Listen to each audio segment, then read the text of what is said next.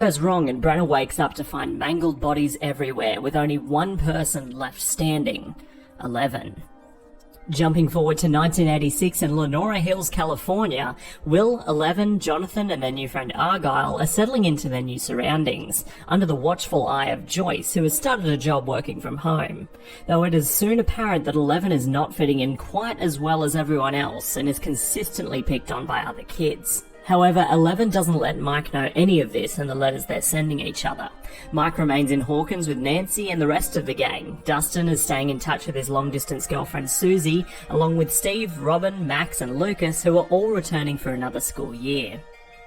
Lucas has joined the basketball team and has befriended the team captain Jason and his group of jock friends. During a basketball game, Jason professes his love for his girlfriend Chrissy, and Robin appears to have feelings for fellow band member Vicky. After the game, Lucas chooses a basketball game over the Dungeons & Dragons meeting known as the Hellfire Club, leaving Mike and Dustin one player short. Things are also awkward between Lucas and Max. Max hears Chrissy in the bathroom being sick, and we see that Chrissy is experiencing hallucinations of the Upside Down. Or are they? We meet the leader of the Hellfire Club, Eddie Munson, who is no friend of the jocks. Nancy is busy working on her newspaper with fellow reporter Fred. Chrissy leaves school grounds and heads into the forest, where she sees a grandfather clock extruding out of a tree, but is interrupted by Eddie, who is selling her drugs, much to his surprise as she is a model student. Back in California, 11's bullying is escalating and leads to 11 attempting to use her powers against the main bully, Angela, leading to further ridicule. Joyce receives a suspicious parcel in the mail which contains a Russian doll. Unsure what to do, she calls Murray for advice, who tells her there's probably something inside the doll. Scared that it may be dangerous, Joyce smashes the doll open from a distance and finds a note inside saying Hopper is alive. Mike and Dustin found their third player in Lucas's sister Erica, and during the D&D session the players are introduced to a villain named Vecna, who the players defeat whilst Lucas's team wins the basketball game. But Lucas doesn't have his usual friend group around him anymore, and spends the night partying with the jocks. Meanwhile, at Max's home, she sees Eddie meeting Chrissy, who becomes possessed by an unknown creature who puts her in a trance. Eddie yells for Chrissy to wake up, but it's too late. The next day, police arrive at the scene and speak to Eddie's uncle, and there is no sign of Eddie anywhere, just Chrissy's mangled body.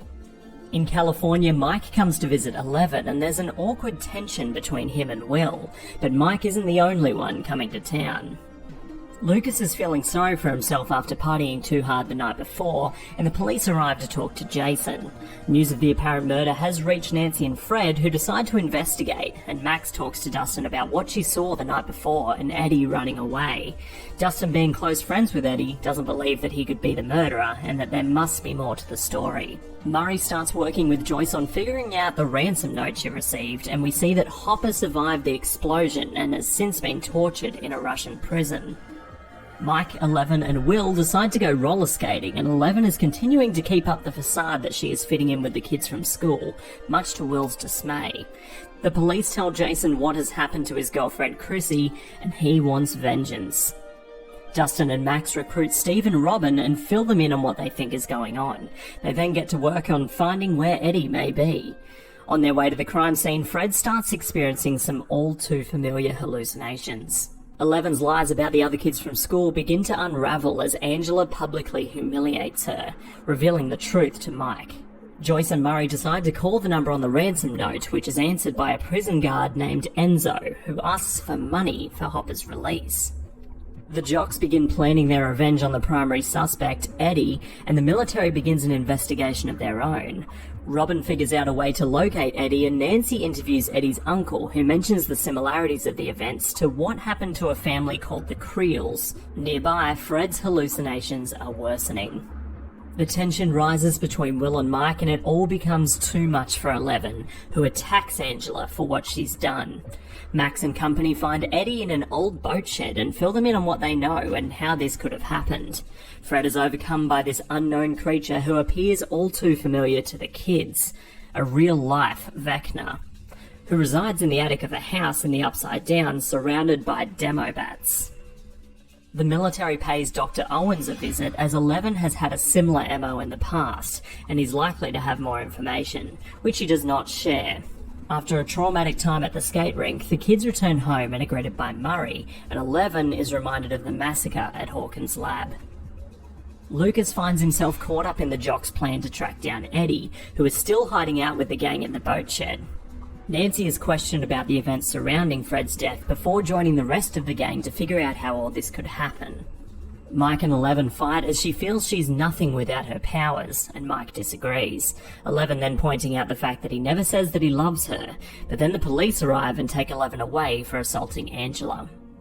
Nancy is filled in on what is known so far, and Max recalls seeing Chrissy in the bathroom before her death. The gang split up to find out more information, and Nancy and Robin go to investigate the lead they have on the Creel family. Meanwhile, Vecna is on the prowl for more victims, and ominous gateways are appearing at the crime scenes. Jason starts threatening Eddie's friends to find out where he is, and 11 is processed at the police station before being taken away in a transport vehicle. Joyce and Murray fly to Russia in their quest to save Hopper, who is planning an escape of his own. Lucas sneaks away from the Jocks and warns Dustin of what they're planning to do to Eddie, and 11's transport is intercepted by Dr. Owens. Nancy and Robin review old newspaper clippings to see if there's any resemblance to what is going on, and find a reference to the Creel family. Victor Creel, the father of the family, is currently locked away in an asylum following the supernatural events that occurred to his family.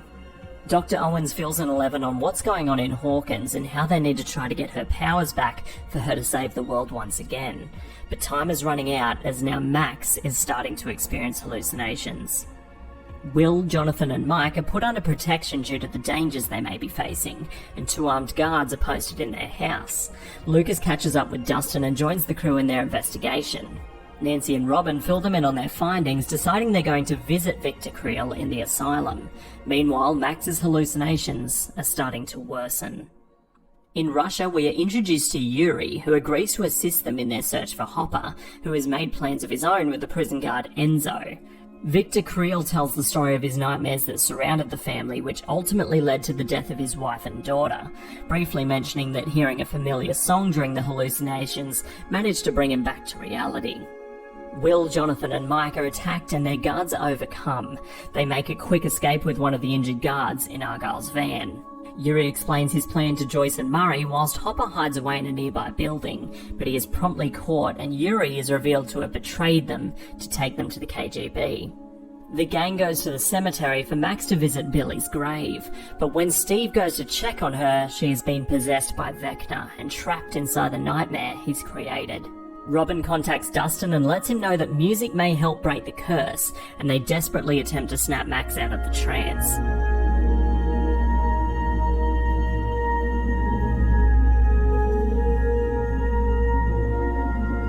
The music playing reminds her of happier times and assists her in breaking free of Vecna's grasp.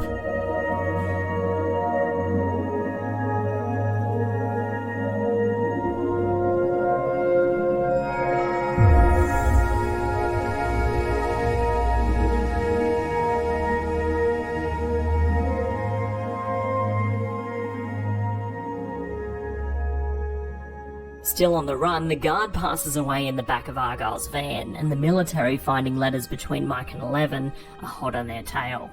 11 is taken to a compound in Nevada, where she is taken underground and introduced to the Nina Project, which is their attempt at returning 11's powers. But the project is run by an all-too-familiar face. Traumatized by memories of Dr. Brenner, or Papa as she calls him, 11 attempts to escape but is incapacitated. Elsewhere, Hopper is brought back to the compound with now disgraced prison guard Enzo, and Yuri attempts to fly Joyce and Murray to the KGB. Max tries to remember details of what she saw whilst in Vecna's trance, and they piece together what appears to be the Creel household.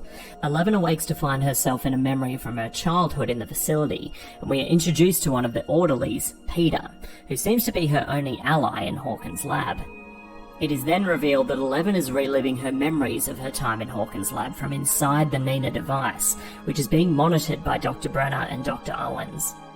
The crew in the van has no choice but to bury the body of the guard in the desert, and Will seems to have something to say to Mike.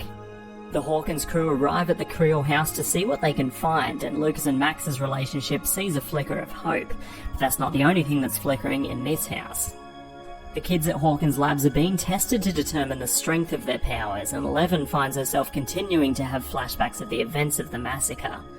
In Russia, Joyce and Murray overpower Yuri and get a crash course in flying a plane. At the Creel house, the crew investigate the flickering lights and determine that Vecna is likely nearby in the Upside Down. Vecna is otherwise occupied though, as he has his sights set on his next victim. The jocks have now caught up with Eddie, who is making his escape in a rowboat, but before they can catch him, one of the jocks is possessed and killed, opening another gateway under the water.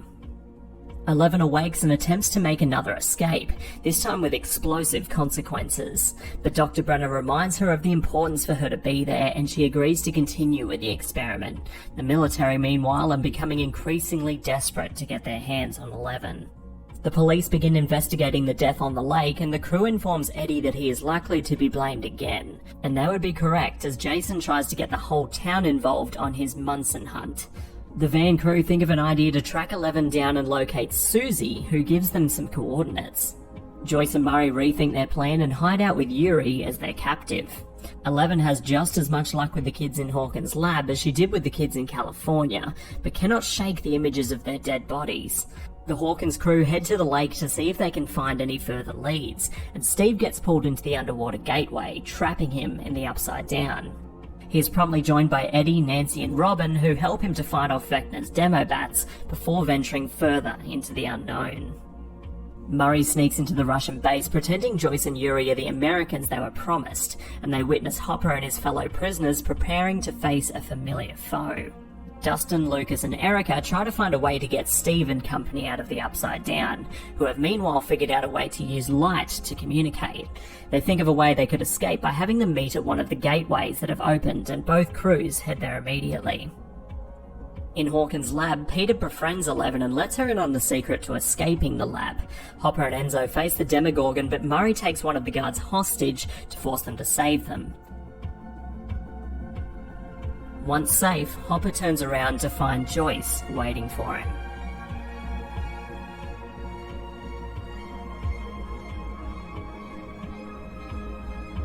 In the Upside Down, both crews meet up at the gateway, whilst 11 and Peter's escape plan is foiled. But Peter is not who he appears to be.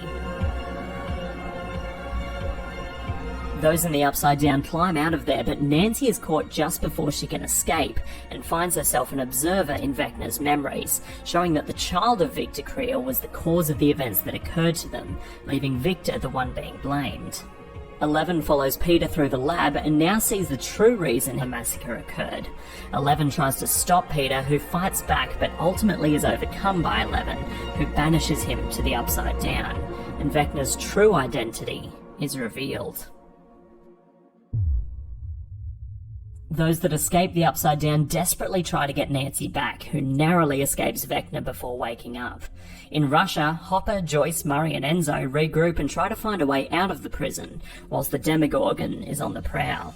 While searching the prison, they find other creatures from the Upside Down that are being kept on the premises before they find a way out. 11's powers have officially returned thanks to the revelation she had about her past and Vecna.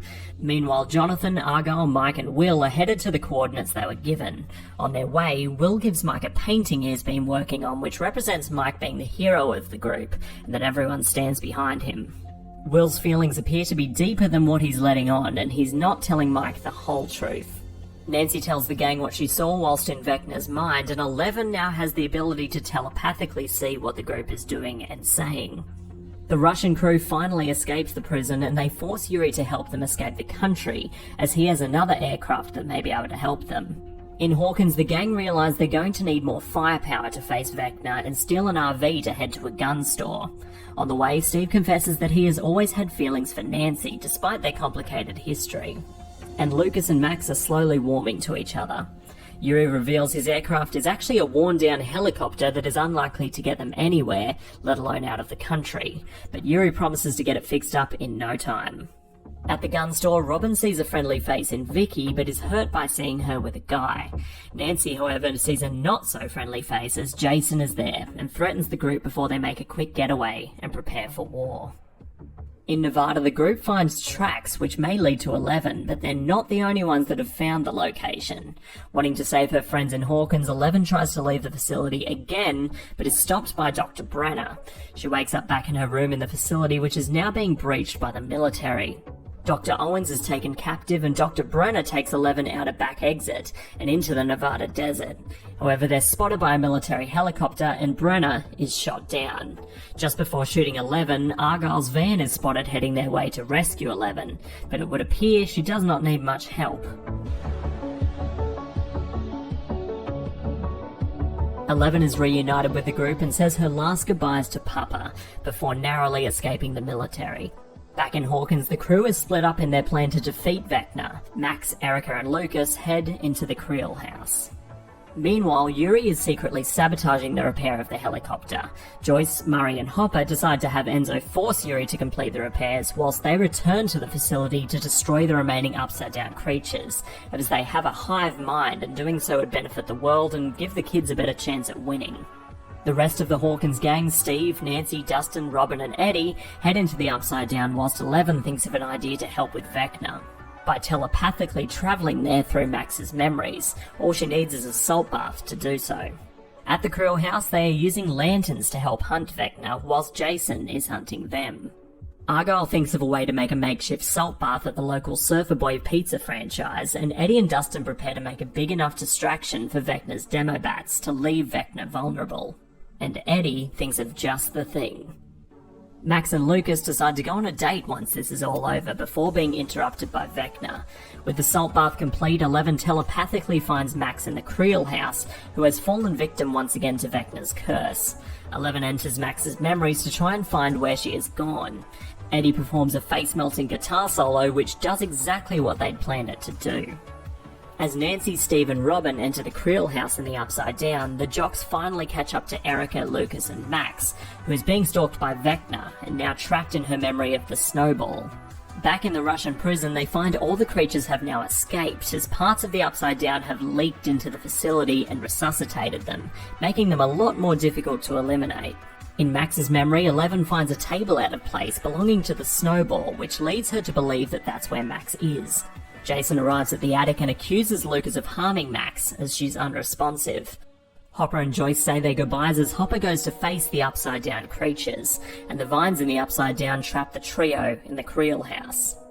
Dustin and Eddie prepare to fight the demo bats before making their escape, but Eddie decides to stay behind to lure them away from the gateway. Lucas and Erica attempt to fight off the jocks, and Vecna arrives at the snowball to meet Max, but they're not alone. Eddie lures the bats away as far as possible and Dustin re-enters the Upside Down to assist him. And Eddie stands his ground. 11 fights Vecna but is thrown into his memories alongside Max. Vecna tells the story of how he came to do the Mind Flayer's bidding before taking hold of Max.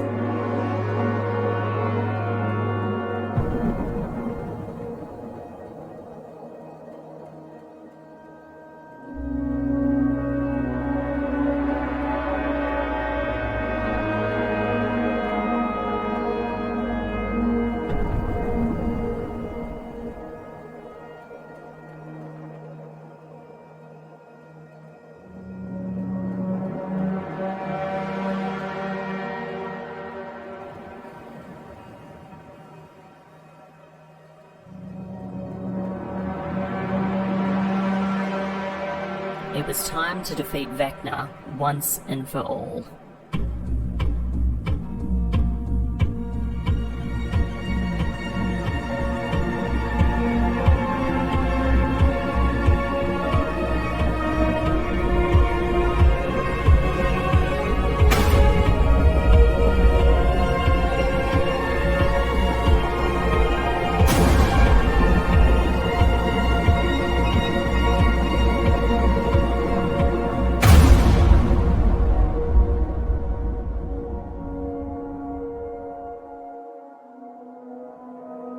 Hopper, Joyce and Murray are picked up by Yuri and Enzo, and Dustin finds Eddie, who is overcome by the bats. But he didn't run away this time.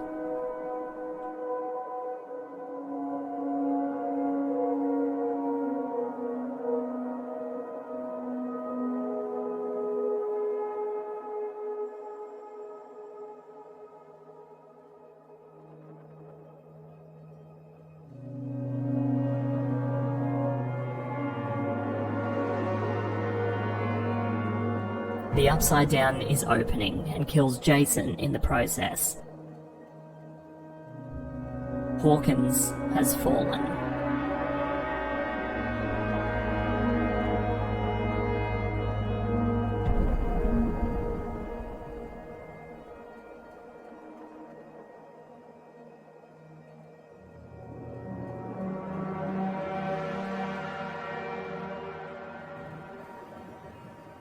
The entire group is reunited and Max is seen recovering in hospital from her injuries. Everyone goes to help out with the unfortunate citizens of Hawkins, and Robin and Vicky get a chance to talk. Dustin tells Eddie's uncle that he's not coming home, and the story of bravery that led to his death. Back at Hopper's cabin, 11 is visited by someone she thought to be dead.